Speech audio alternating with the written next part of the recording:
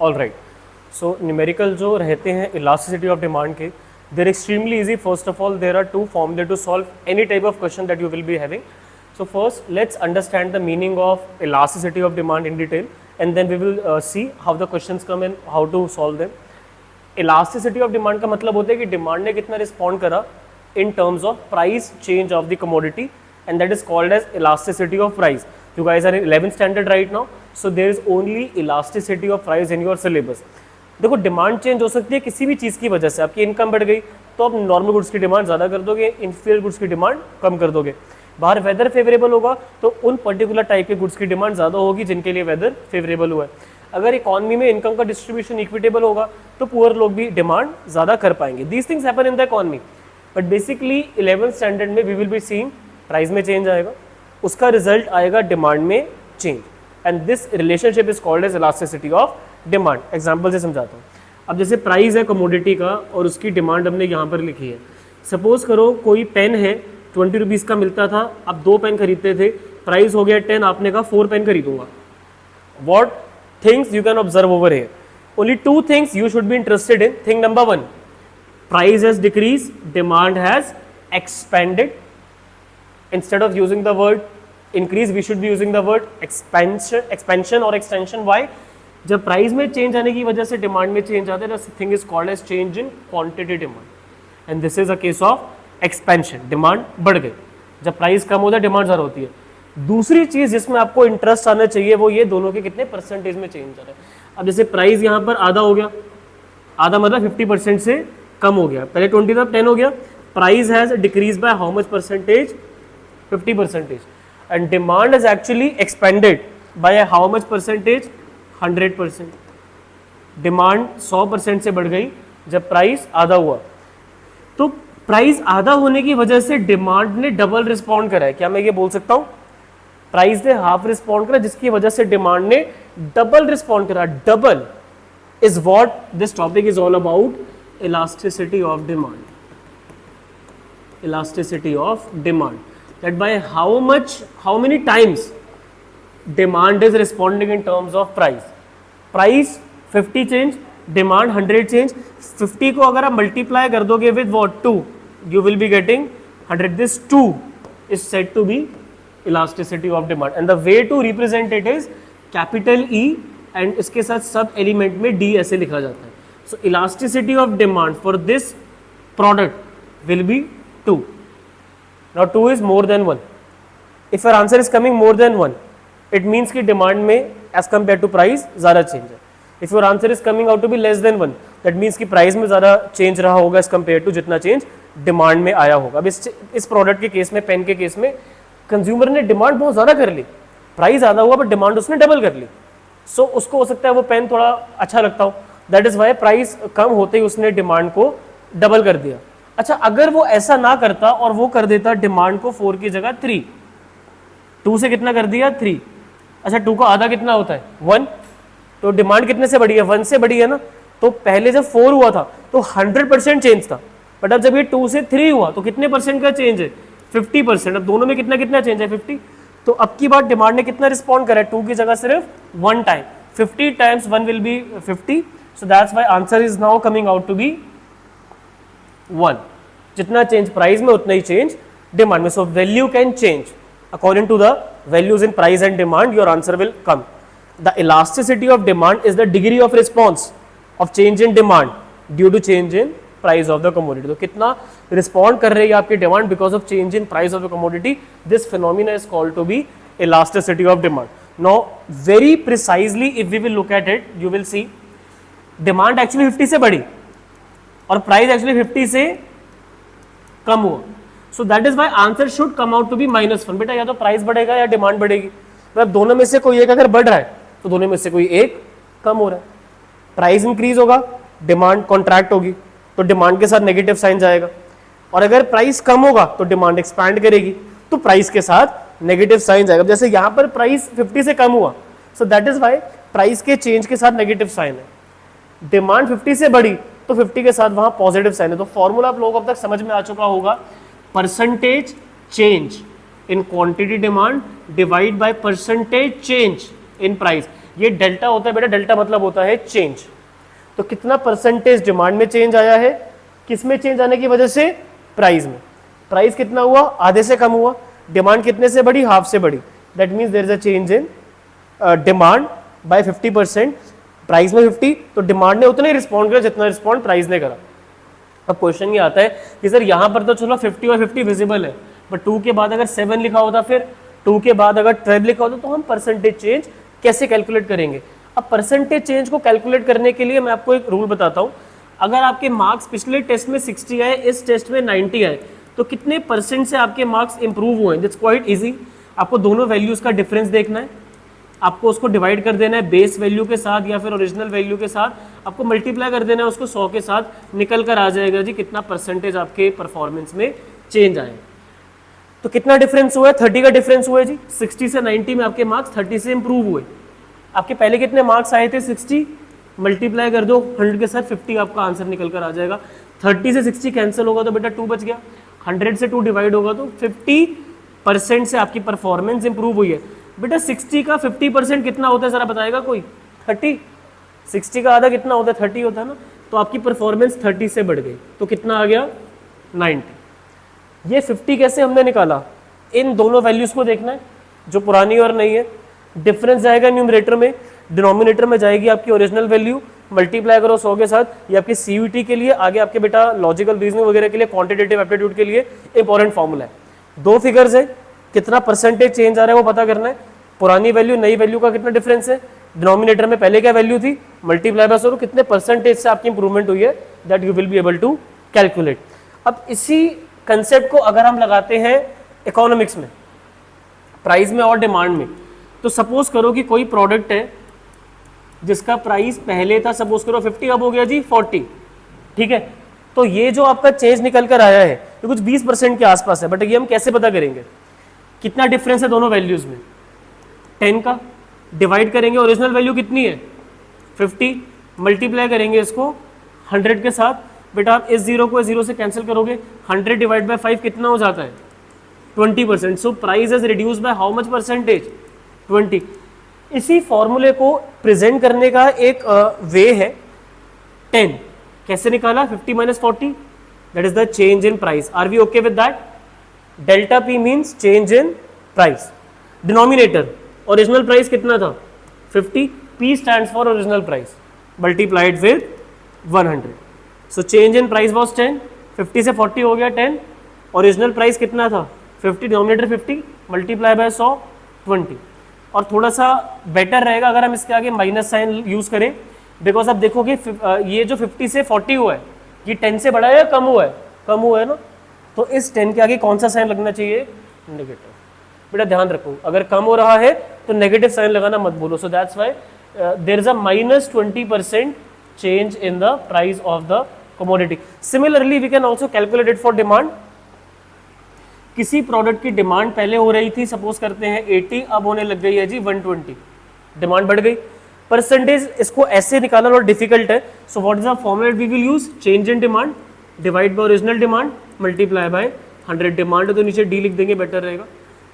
80 से 120 कितना change 40, original demand 80 multiply by 100 to 50।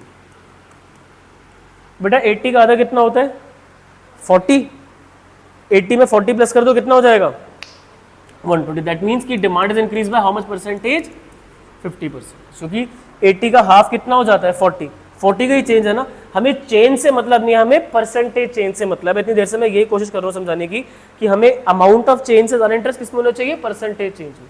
Bye that you will be able to understand the concept of elasticity in a better way. What does it actually mean?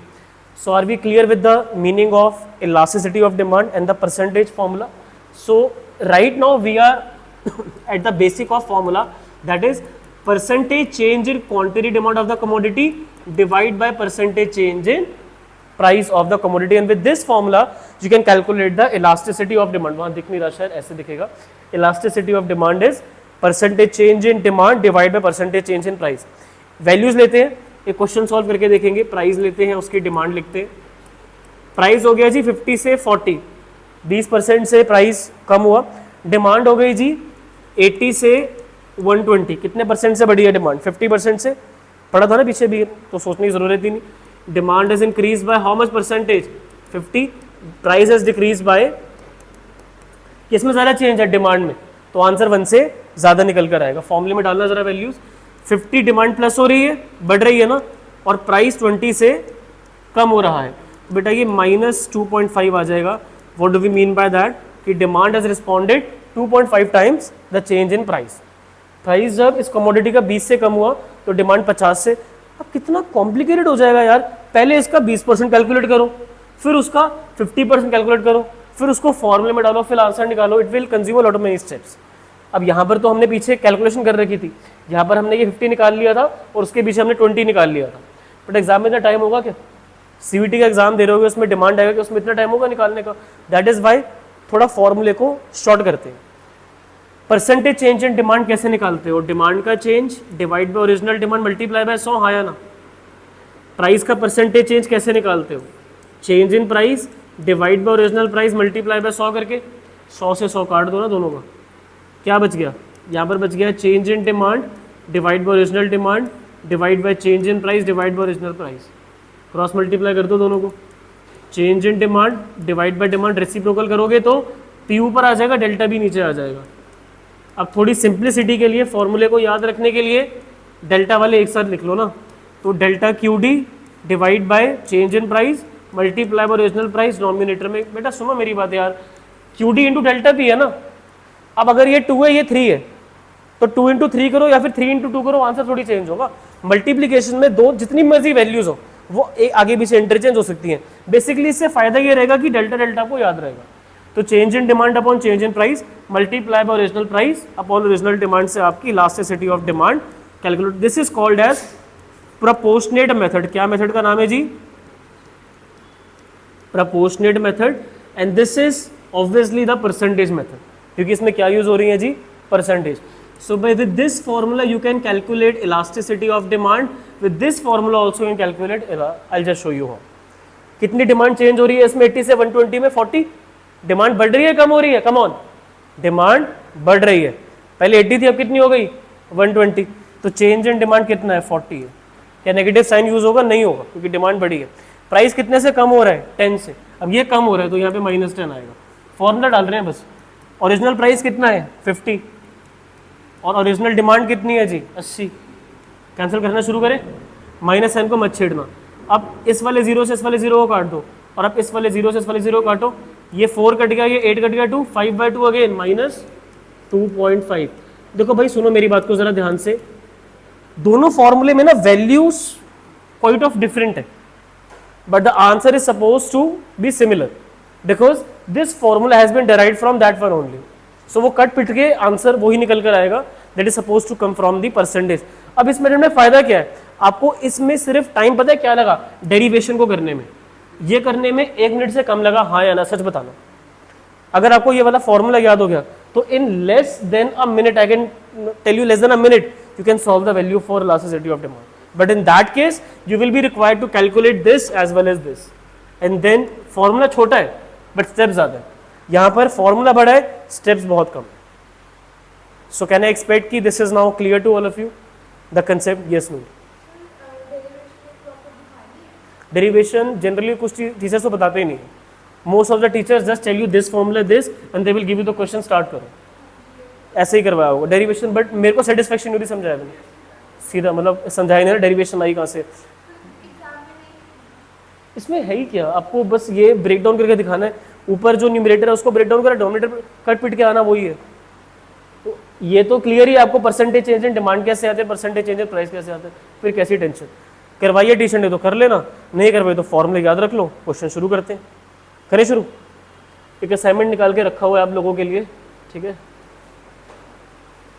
अच्छा यहाँ पर बेटा वो show नहीं हो रहा अभी, एक सेकंड में डाउनलोड कर लेता हूँ अगेन ड्राइव में जाके। वो काफ़ी टाइम हो गया रिकॉर्ड करते हुए, इसलिए आई थिंक यहाँ से डिस्प्ले से हट गया वो।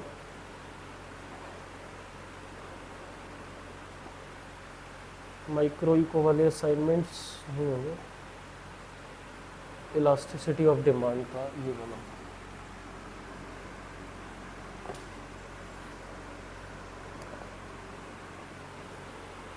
ठीक है, कुछ क्वेश्चन प्रैक्टिस कर लेंगे तो कॉन्फिडेंस आ जाएगा, और एग्जाम में भी किस तरीके के क्वेश्चंस आते हैं वो क्लियर हो जाएगा एक बार। हो गया डाउनलोड? डाउनलोड्स कहाँ पर हैं? ये रहे। लिखेंगे जी इलास्टिसिटी, ये रहा।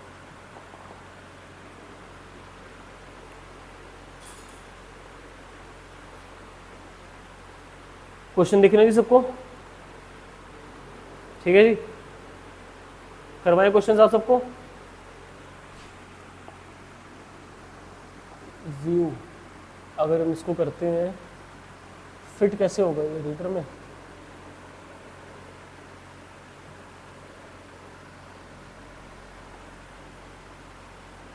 Let me open the marker.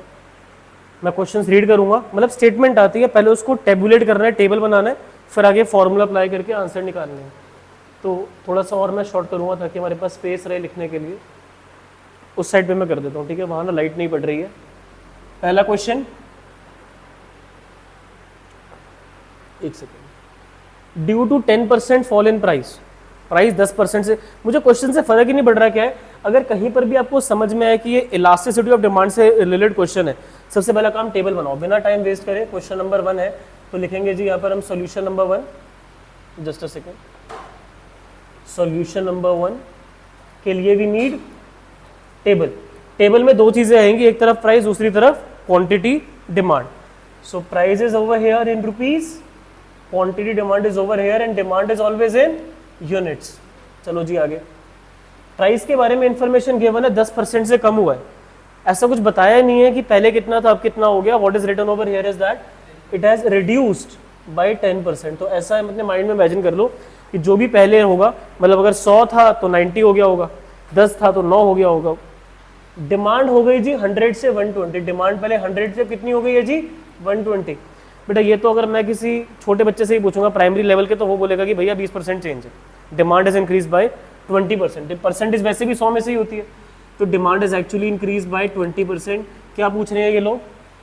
How much percentage will its demand fall due to 10% rise in price. भाई जब प्राइस 10% से कम हुआ तो डिमांड 20% से बढ़ी है, और अगर प्राइस 10% से इंक्रीज हुआ होता तो डिमांड 20% से कम हुई होती। सिंपल, 1 मार्क्स का क्वेश्चन, कुछ सॉल्व भी नहीं करना पड़ा। बट जो बच्चे बोले कि नहीं सर इसमें भी लॉजिक बताओ क्या है, सुनो भी। इलास्टिसिटी ऑफ डिमांड का फॉर्मूला क्या होता है? Percentage change in quantity demand divide by percentage change in price. ये फॉर्मूला तो अभी पीछे पढ़कर आए हो। डिमांड कितने परसेंट से इंक्रीज हो रही है? 20। प्राइस कितने परसेंट से कम हो रहा है? 10। तो कितनी इलास्टिसिटी है जी? -2। कोई दिक्कत परेशानी आता? क्लियर। अब क्वेश्चन में ये पूछा है कि अगर प्राइस 10% से बढ़ा है तो डिमांड कितने परसेंट से कम होगी? 20 तो मैंने निकाल के बता दिया, बट वो आप कैसे निकालोगे विद लॉजिक? सो ईडी का फॉर्मूला होगा जी percentage change in demand divide by percentage change in price.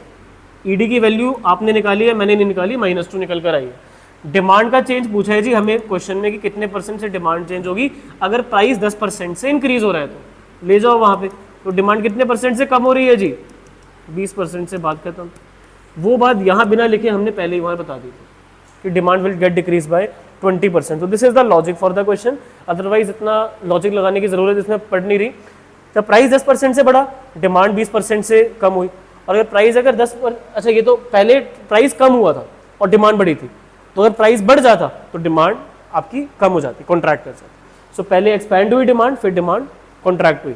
ज़्यादा टाइम इस क्वेश्चन में लगाना नहीं चाहूँगा, बेसिक था। Let's proceed with the next one, solution number 2। Second question में जी बोला गया कंज्यूमर 100 रुपये लगाता है। अच्छा ये पैसे खर्च कर रहा है, वो डिमांड नहीं कर रहा, वो पैसे कितने खर्च कर रहा है ये बताया हुआ है। सो प्राइस, क्वांटिटी डिमांड, और उसके साथ उसका कितना टोटल एक्सपेंडिचर है, टोटल एक्सपेंडिचर। हालांकि एक्सपेंडिचर का कुछ मतलब नहीं है अभी फिलहाल 11th क्लास में, बट फिर भी एक्सपेंडिचर मतलब होता है वो अमाउंट कितना स्पेंड कर रहा है। 100 रुपये खर्च कर रहा है, जब प्राइस कितना है उसका 4 रुपीज़, तो कितनी यूनिट्स खरीद रहा होगा जी? 25। जब 4 रुपये की 25 चीज़ें खरीदी होंगी तभी तो 100 रुपये खर्च हुए होंगे। तो 100 को 4 के साथ डिवाइड करो, क्वांटिटी निकाल लो। ये लिखी नहीं थी, हमने कैलकुलेट कर लिया। प्राइस आधा हो गया, 4 का आधा कितना होता है? 2। तो प्राइस कितना हो गया? 2 हो गया जी। यही लिखा है ना, प्राइस 50% से कम हो गया। कंज्यूमर अभी भी 100 रुपये खर्च कर रहा है पर अब कितनी यूनिट ले रहा होगा वो 2 को जब 50 से मल्टीप्लाई करोगे तब 100 आएगा। तो इस बार आपको दोनों बार 100 दे रखा था और प्राइस दे रखा था। तो जब आप 4 रुपए की 25 चीज़ें खरीद रहे हो तो 100 रुपये खर्च हो रहे हैं। जब आप 2 रुपए की 50 चीज़ें खरीद रहे हो तब जाके 100 रुपये हो रहे हैं। 100 डिवाइड बाई 2 50 निकाला, 100 डिवाइड बाई 4 25 निकाला। अब आपको एक्सपेंडिचर से कुछ भी मतलब नहीं है। जो फॉर्मूला आप लोगों ने सीखा है प्राइस और डिमांड में वो यूज़ करो और निकालो वैल्यू इलास्टिसिटी की। बेटा प्रपोर्शन मेथड लगाते हैं, परसेंटेज कब तक निकालते रहोगे। वैसे परसेंटेज भी कोई बड़ी बात नहीं है, क्यों नहीं है। 25 से 50 कितना चेंज है 100%। 4 से 2 50%। 100 से क्या हो रही है, डिमांड बढ़ रही है कम हो रही है, डिमांड बढ़ रही है ना यार। 25 से 50 हो गई तो demand is actually increase bye 100%। ये मैंने गलत लिख दिया यार, एक सेकंड।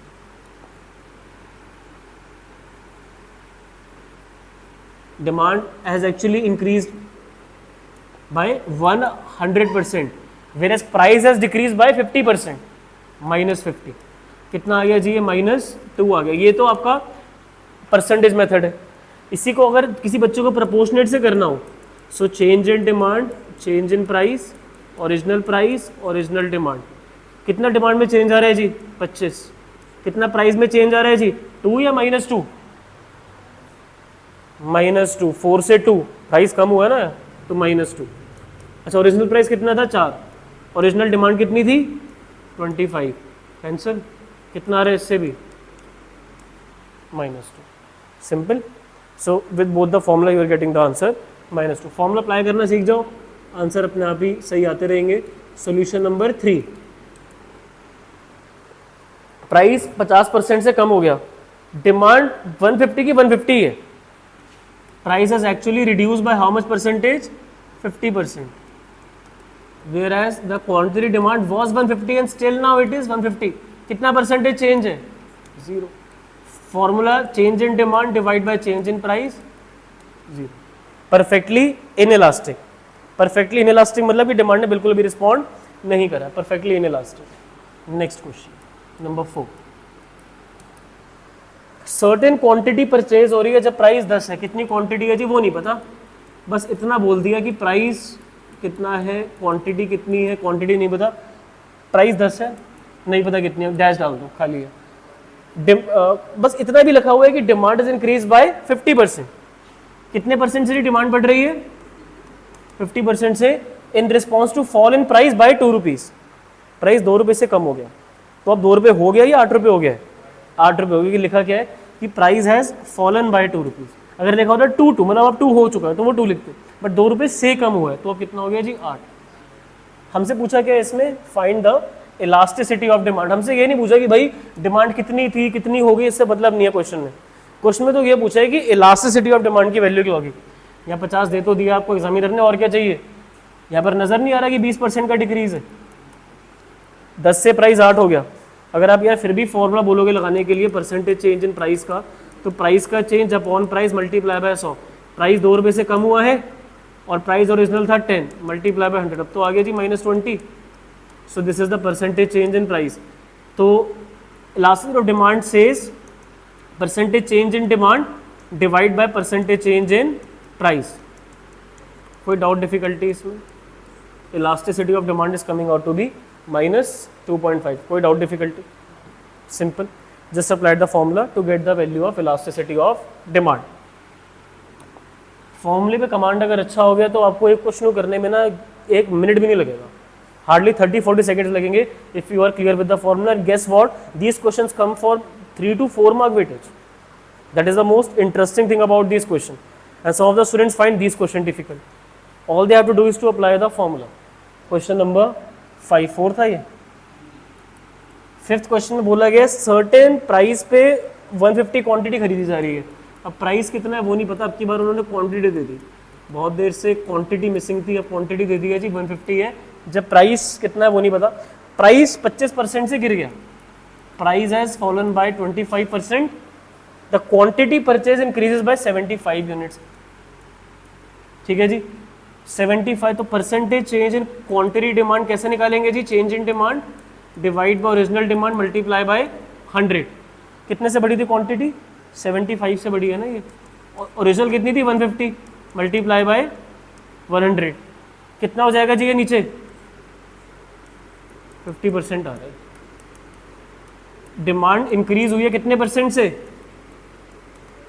देखो सुनो मेरी बात ध्यान से, यहाँ पर लिखा था 75 यूनिट से बढ़ी है, पहले थी 150।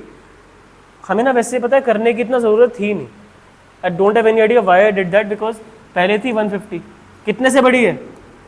तो ये कितना होता है 150 का? हाफ होता है ना, तो वो हाफ वैसे भी निकल जाता। तो कोई बात नहीं, इलास्टिसिटी ऑफ डिमांड का formula change in demand is how much? 50, change in prices minus 25, answer comes out to be -2। कैसे निकाला? परसेंटेज चेंज इन डिमांड 50 से डिमांड बढ़ी, प्राइस कितने से कम हुआ? ये गिवन था कि तो -2 is your answer. 6th one, price elasticity -2। बेटा ये ना क्वेश्चन मार्क है, ये -2 है। सो इलास्टिसिटी ऑफ डिमांड, इस क्वेश्चन में आपको पहले ही कैलकुलेट करके दे दिया, ईडी की वैल्यू जी -2 है। प्राइस कम हो गया जी, 10 से 8 हो गया। प्राइस पहले कितना था? 10, अब कितना हो गया जी? 8। Quantity demand is always expressed in units. एक डिमांड मिस कर देंगे। Find the percentage change in quantity demand, कुछ दो तो क्वांटिटी के बारे में। Price elasticity of demand is 2, price fall हुआ है 10 से 8, दे ही नहीं रखा, चलो कोई बात नहीं जी। कितने परसेंट से प्राइस कम हो रहा है? 20% से। ईडी उन्होंने आपको पहले ही बता दिया। So percentage change in quantity demand, percentage change in price का फॉर्मूला लगा दिया जाए ज़रा। कितना डिमांड रिस्पॉन्ड करा है? -2। और परसेंटेज चेंज इन डिमांड हमें जी कैलकुलेट करनी है। प्राइस कम हो रहा है या बढ़ रहा है? कम हो रहा है। कितने से कम हुआ प्राइस? 20 से। तो यहाँ -20 आएगा, +20 आएगा? -20 इंटू 2, 40। सो डिमांड कितने परसेंट से इंक्रीज हुई है? 40%। तो डिमांड इज इंक्रीज बाय 40%। कुछ नहीं करा, फॉर्मूला लगाया। ईडी की वैल्यू -2 दे रखी थी, परसेंटेज चेंज इन डिमांड पूछा था, परसेंटेज चेंज इन प्राइस दे दिया, माइनस कट गए। तो अगर प्राइस 20% से कम हो तो डिमांड 40% से इंक्रीज हुई। आई बिलीव मेथड क्लियर है। न्यूमेरिकल कैसे सॉल्व करने हैं, थोड़े से और न्यूमेरिकल सॉल्व कर लेना। किसी भी न्यूमेरिकल में डॉट डिफिकल्टी आएगी कमेंट सेक्शन इंस्टेंटली पूछ लेना, I will help you with that. Thank you for listening to me so patient.